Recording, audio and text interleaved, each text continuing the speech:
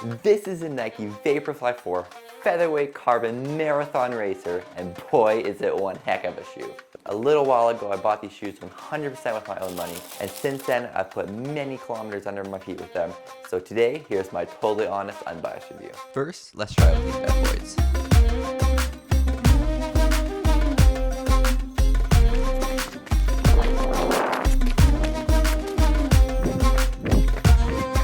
Okay, so first impressions running the Nike Vaporfly Next Percent 4.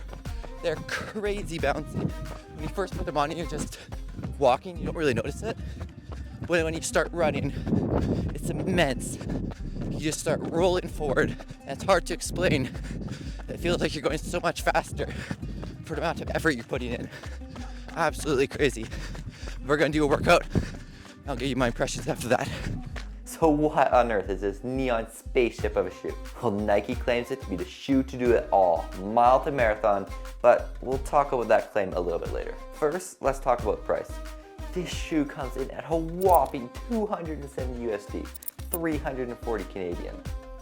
Whew. Yeah, that's a lot of money.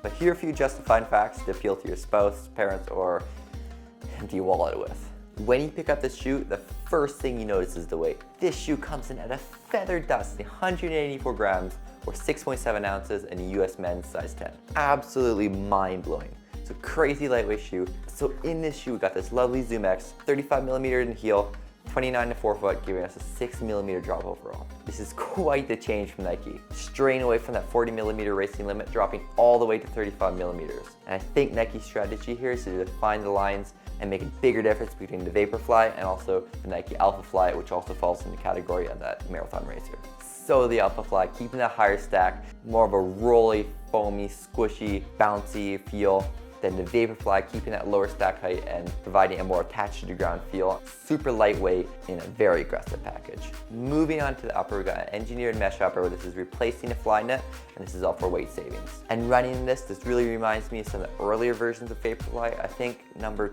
2 had something similar to this, and it gives a really good snug fit, and I love it. Zoom X all through here, and then that lovely carbon fly plate right in the bottom, which I just think looks great. And then looking at the bottom, we have this grip. Now we have this sort of waffly, wavy pattern with these like gnarly bumps in it. I think it works really great. I've tested on some very slippery, wet roads, and it performs amazing. Again, this grip style reminds me a little bit more of the early versions of Vaporfly, and I think that's a big plus. I have gotten some rocks stuck in this big gap in the middle, which could be a drawback, and there's not a lot of protection. There's a lot of exposed foam here in the heel, so potential wear issues there, but you're not going to be using this for very long miles, just for sprint workouts, possibly on a track or on just clean roads anyways, so, you know, give or take if that's going to be a big issue. So now let's talk about what I loved in this shoe. First of all, if you've never put your foot in a carbon racer, you've got to try it someday.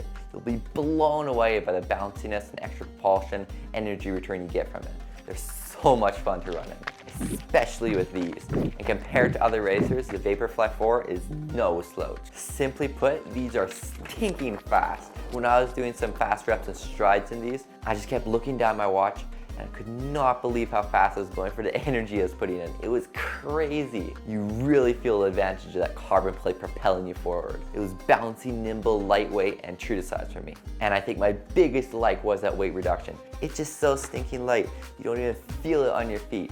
When you're running, you just glide along. And at the end of that workout, when you're absolutely exhausted, you just feel like you have those extra few kilometers in the tank because of that weight reduction. You're not spending any extra energy lifting up these big clunky foot weights. And again, for short, fast distances, mile, 5K, you just glide along and you feel so fast, and you are fast.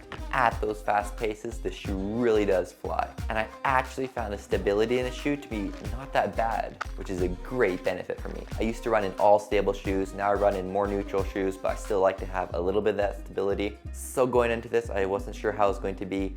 Lots of these carbon racers really sacrifice on the stability side of it, but I didn't find that to be at all a problem in a Nike Vaporfly 4. Though they're far from a stability shoe, they just really did not feel that bad to me. I don't know, just how these Vaporflies are designed, I think they do great, and even if you have a little bit of stability problems with your feet, you're gonna be just fine in these. And my final big like are just these laces. They're flat, bumpy, gnarled. They feel almost like wiry, a little bit, I wanna say chalky almost too. Super great design. I don't think you'll have any problem with these coming undone. Great job on these laces by Nike. Now that's a long list of pros. Let's discuss a few drawbacks that I did come across. First of all, and I'm not really sure if this is a con or it's just more personal preference, but I was expecting more of a rocker feel, as it says on here, the original Super Shoe. I was really expecting that big roll forward, very plush and bouncy, and more similar to the Alphafly. And you know, with this change that Nike has done, I just don't get that. It's a lot stiffer, more rigid, which is good because it is lighter. And I understand where Nike is going with this, but I do sort of think it would be better with that extra cushion, even if it does add a little bit more weight. And you just get a different feel in this shoe now. It's a lot more attached to the ground, harder, more responsive, I guess you could say. But yeah, you don't get as much cushion, and I don't think it's quite as bouncy. Another thing is, these are really not designed for slow running. They just do not feel comfortable at the slow paces, doing those easy miles. Just don't go there. They like fast, near max effort, quick strides, sprints, and they really don't let you go any slower. Not really con, but just make sure you understand that going into this. They're designed to go fast, and you have to go fast in them. I did get a tiny bit of rubbing in my Achilles heel with these. They had this sort of squishy pad thing in the back that my heel was kind of rubbing on a little bit. Not a big deal, I didn't get blisters, but I just hope it gets better and not worse. Another thing is that crazy price tag. Yeah, I'm not sure who in their right mind would actually get these, unless you find them on a crazy sale like I did. But can you justify it? It's kind of hard, but I think there is a very long list of pros, and if you look at that for a long time, I think you definitely can. And the final thing is these laces, these marvelous, amazing, great laces that I bragged about at the beginning. They're so good, but just a tiny bit too short. I mean, you can still tie your shoes just fine with these, but like doing a double knot or something, it just gets a little bit squishy and a little bit hard to tie, but I mean, it's not a big deal. Now let's talk about what races you should be running in this shoe, which I hinted at the beginning. I really think now that this shoe has a lowered stack height, it's best fitted for the mile to 10K mark. Anything longer and your legs are gonna be sorry for it. You'll be much happier with a pair of Alphafly 3s on your feet. But for the shorter distances, these shoes really do shine. And I don't think you could pick up anything much better. I've watched lots of other reviews and people are saying the same thing. It's just not a marathon shoe anymore. So let's talk about who should get this shoe. Well, I think if you're an experienced runner and you're trying to PB in a mile to 10K race, I think you might as well go on right ahead. They're a great shoe, stinking fast, and will power you towards that personal best. But don't expect miracles. It's just a shoe, and it doesn't make running any easier. If anything, it makes running harder because it makes you run faster. But it definitely gives you more bang for your buck or more distance per stride. If you're looking to do strides, quick sessions, race prep, or all-out races, this shoe is great and will cover all of those bases. If you're a professional athlete or you're a slightly crazy 15-year-old YouTuber who loves to run and likes to go fast, well, you might as well go on right ahead.